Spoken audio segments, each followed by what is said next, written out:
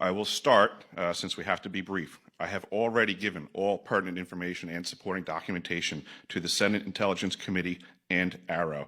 They informed me that all of my information will be recorded for public record and shared with Congress. It is that important. In 2010, I was selected to go down to the South Pole Station in Antarctica for an entire year by Raytheon Polar Services as an employee of a third-party contractor for the National Science Foundation. I function in a dual-role capacity as a tradesman and a firefighter.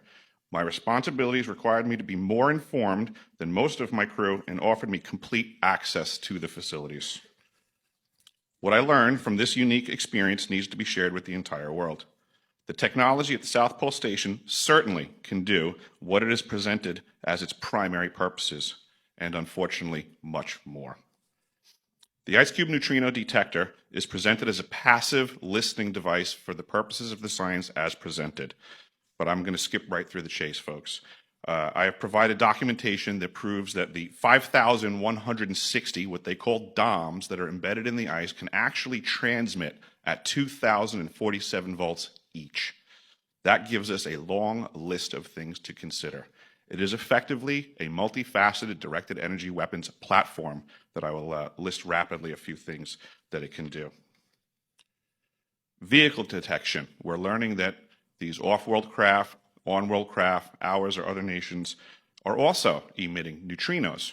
So this makes the South Pole Station effectively an air traffic control station for this new level of equipment that nobody's discussing.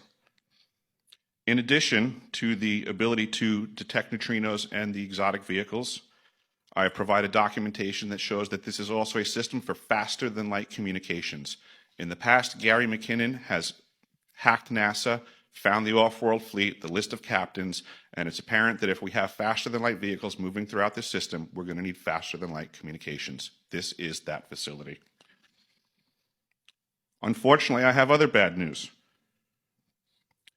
The season that I was there, 2010 to 2011, we converted from construction to operations and maintenance in both the elevated station and the detector array.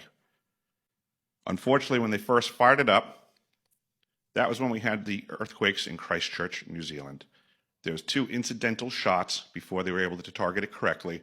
This is an earthquake generating device as well. This is the weapons of war that we have to deal with now and what Raytheon's hiding. There's an ELF system at the South Pole Station that when I arrived, I was told it was off, dismantled, and completely defunct. In my work, I will rapidly just tell you, I had to figure out the circuitry for certain other repairs, and I found that this system is in fact completely energized, up and running, and being utilized with the other systems for nefarious purposes as well. The Atmospheric Research Observatory is in what we call the clean air sector. I witnessed myself a very powerful green laser shooting out of the top of this facility into the cosmos. This, I believe, is a secondary form of long-range communications and or a defense system. I am not saying that we need to be scared of anything that's out there, but please understand the military-industrial complex is happy to invest all of your money in alleviating their fears. A question of power comes into play for all of these facilities that are present. I assure you, I knew what was going on, I knew the load demands of the facility, and all of these new items exceed the demand for the systems that I was presented. I am doing due diligence and research. I believe there is either a secondary power supply there that is either nuclear, that was there prior to the start of the Antarctic Treaty, which prohibits such things, and or that there is some sort of exotic power supply system there that just is not in the verbiage of the treaty, so it negates the responsibility to the parties involved.